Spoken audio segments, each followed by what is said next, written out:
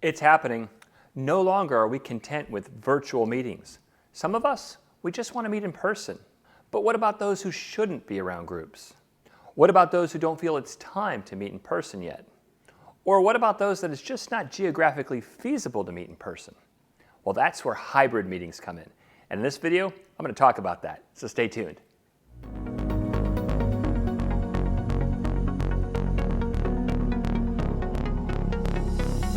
We are evolving from the virtual-only meeting model to a hybrid meeting model. Well, what do I mean by that? A hybrid meeting is where you have a group of people in a room, in a conference room, in a larger room, in a restaurant, in some area where they can congregate, and they are having a meeting with another group of people that are 100% virtual. Now, there are a lot of challenges that happen with hybrid meetings: audio, video, communicating back and forth, and managing the interaction. And in this video, I'm going to talk about the 3 types of rooms and some of the technology that you want to have in place to successfully deliver a hybrid meeting. There are 3 types of rooms. The first room is the small solo meeting. That's a small group of people, fewer than 10, in a single room, having a hybrid meeting with several other people that are virtual. This is usually managed and moderated by the person who's also leading the meeting, hence the term solo. The next is the small meeting. It's still a small group, around 10 people, maybe a fewer. But the difference is that you have somebody leading the meeting, speaking. Maybe they're behind a lectern, maybe they're in front of the room, and you have somebody else that's running the meeting, running the technology, interacting with those. And then we have a medium-sized meeting, a larger version of what I just described with 10 to 20 people in it. Now, there are much larger meetings that are done in a hybrid manner, and I'll save that for another video. The most important thing that you need to consider is audio. Audio first. We forgive when video stutters or gets a little out of focus or we can't quite see it right, but we're not forgiving when the audio is noisy, when the audio echoes, when the audio is faint. So focus your attention initially when you're planning your hybrid meeting and preparing the technology to ensure that you have the best quality audio.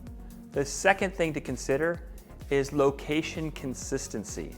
It's a lot of work to get a hybrid meeting working really well and dialed in. Choose a location where you're going to repeat this hybrid meeting over and over again. Don't continually change venues. It'll allow you to get better on it and to really know the idiosyncrasies of the location, whether that be a small conference room in an office building or the back room of a restaurant. When it comes to audio, you're given a choice when you use Zoom, Teams, GoToMeeting, and in many of the other players out there. And that choice is you can connect voice over IP, that is, your audio can go through the computer or through your device and digitally go through that system and make its way out the other end, or you can dial in. Now, dialing in has the benefit of going over the traditional phone system, and frequently, when you dial in, you get a better audio quality overall. Yes, you can get great audio quality over an internet connection, but that can be sporadic, especially if you're in a public location. Say you're on a shared Wi-Fi in the back room of a restaurant. You're sharing that with all the other people there. Audio is not prioritized the same way in a restaurant as it would be if you're using a traditional call. So given the option, if you can set down a speakerphone or a conference room phone, or have access to a conference room phone on a traditional phone system, use that to dial into your meeting. You can set up the higher quality speakerphone with microphones around the room or positioned in front of a variety of different speakers in the room to ensure that you get the best quality voice, the best quality audio. You can even use your cell phone. Take your cell phone, dial into the meeting through the traditional dial-up, not through the app, not through the Zoom app or the Teams app, through the dial-up, and connect a third-party high-quality noise-canceling microphone to it. There are many USB microphones that connect directly to your iOS or Android phones. Consider using one of those as your audio source. So let's talk about room layouts. I mentioned 3 types of room layouts. The first one I'm going to call the solo. That is, you're running the meeting. You have people in a room, you have people that are coming on virtually. And this room layout, it's really important that you structure it in such a way that the audio is optimized and that you can fit everybody in the video. And there are two ways to approach it. The first and simplest way, to treat this setup as if you were streaming. You configure this so it's a single laptop setup. Well, let me explain how that works. You have your laptop. If you're using a lectern, you would put it on the lectern. If you just have a round conference room or a conference room situation where you're just another person sitting around with a group, you have that laptop in front of you. Connected to that laptop are 1 or 2 cameras. If you're using a lectern, camera 1 would be facing the lectern so the person speaking would be seen by all of those that are joining virtually. If you're not using the lectern, that camera would be facing you. The second camera is intended to face the audience, to face the people in the room. The idea here is that you're bringing the people that are sitting physically together in a room closer to those that are connecting virtually through Zoom, through Teams, through GoToMeeting. You want those people to feel like they are part of the experience. By including everybody in that video, you're doing that. When you look on the screen and you see the layout, you can see that we've set up a U-shaped pattern. And in this situation, we have a speaker at the front and they're using a lectern. They have a camera facing the lectern and a camera facing the audience. The moderator, or the person running the meeting, is going to use their laptop to control which camera is the hot camera at any given time. And that's a very simple setting change in Zoom, in Teams, in GoToMeeting. And if you want to learn more about how to do that, I created a video about how to look great in Zoom and how to host great Zoom meetings. So look for links for that above, or look for links at the end of this video. So now you have the video camera set up. What about the microphones?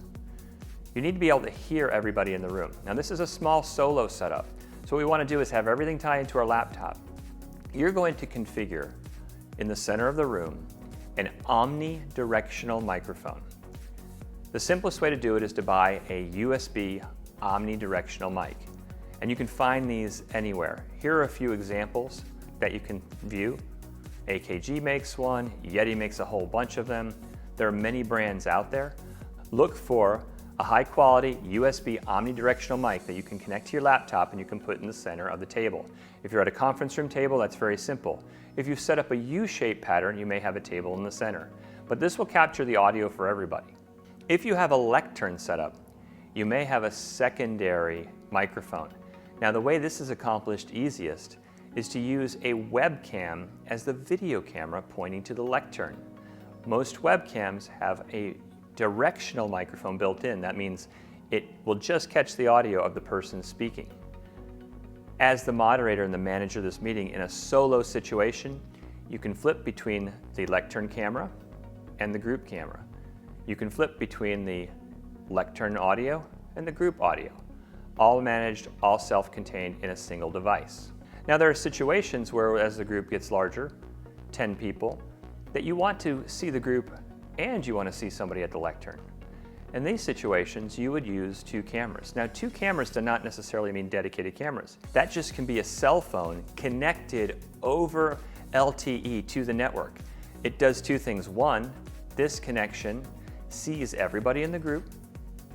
And the second benefit that it has is it's a backup, because it's not connected over the Wi-Fi, it's connected over LTE. So if something goes wrong with your situation, your Wi-Fi goes down, something just goes haywire, you still have a single camera running.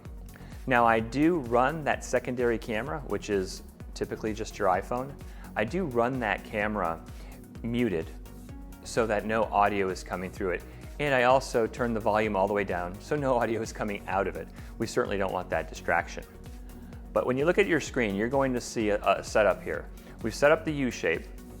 We have our iPhone pointing to the group. We have our webcam pointing to the lectern. We have a microphone in the middle of the room. And then we have the microphone in the webcam pointing to the lectern. And then the manager or the person running the meeting will control who talks and which microphone's working at any given time. That doesn't always work though. Sometimes we need more, and that's where you would add additional audio. What you would do is add a Bluetooth speaker to this. Now that Bluetooth speaker could reside in the center of the table, or it could reside at the far end of the room. The idea here is that the Bluetooth speaker shares all the audio that's coming from those that are outside of the room. So when somebody is speaking, the Bluetooth speaker conveys all that. The noise canceling in Zoom or Teams should offset what's coming out of that speaker to reduce the echo. Now, it's very important that the people that are attending virtually are muted if they're not speaking.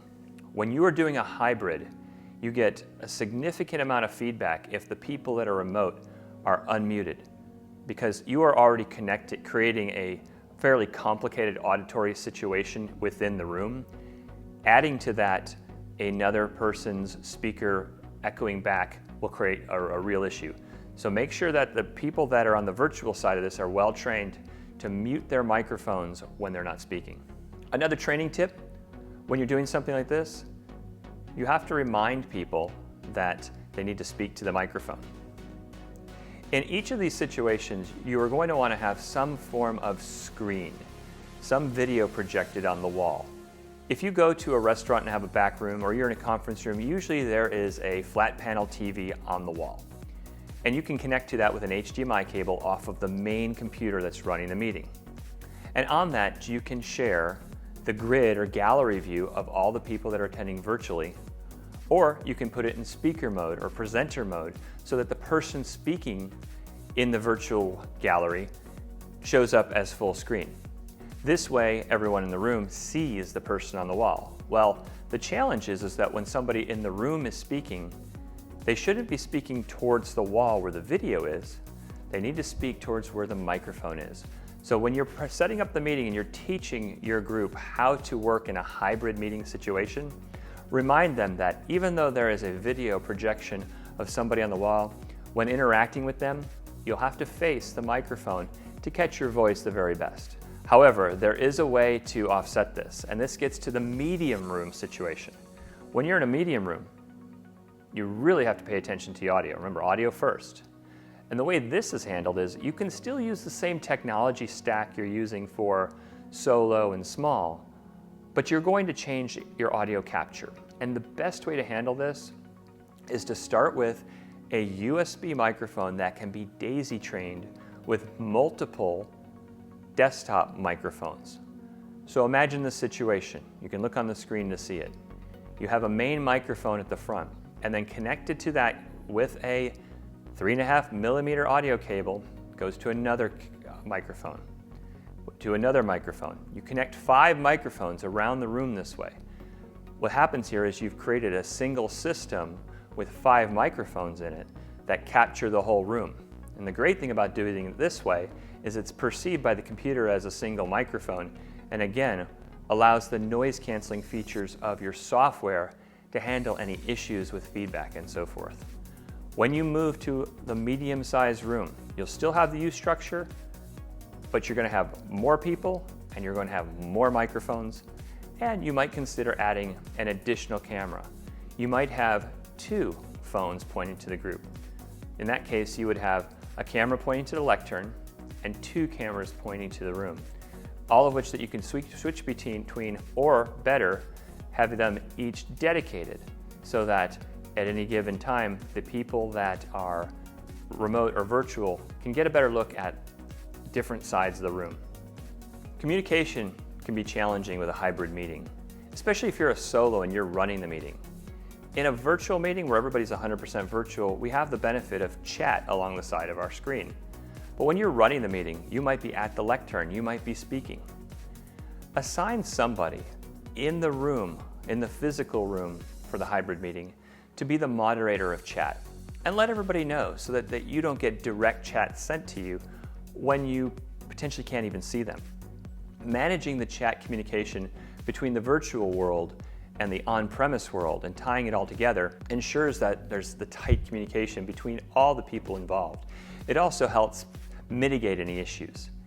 And more so than ever, when you're running a hybrid meeting, you really need to follow the rules of how to host great meetings. Hosting is a skill, and it requires a certain level of management to run a really good meeting.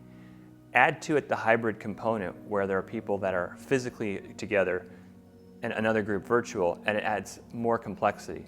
So please, I encourage you, watch this video on how to host great meetings on Zoom, and this will help you at least have the foundation to build on. Then, I suggest you go and experiment. Do a solo meeting. Grab your laptop, grab your phone, get a camera. Go to some place where you can set up a meeting.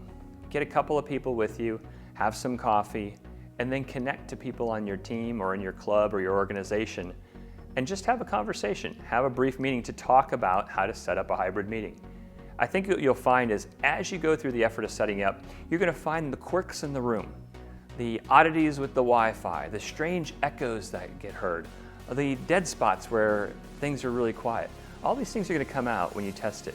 So give it a try, set it up, set your first solo meeting up, self-contained, with your laptop. There are many choices for the technology you use. If you want to buy microphones, yeah, sure, you can go to Amazon, but there's also microphones.com. Go check them out. They have all sorts of great different microphones that you can use. There are different pieces of software out there. Many people use Zoom, others use Teams, use GoToMeeting. If you have the choice, try them out. See which one works best for you. This is an ever-changing model. Hybrid meetings are evolving. We're getting better at them, but we're still learning as we do them.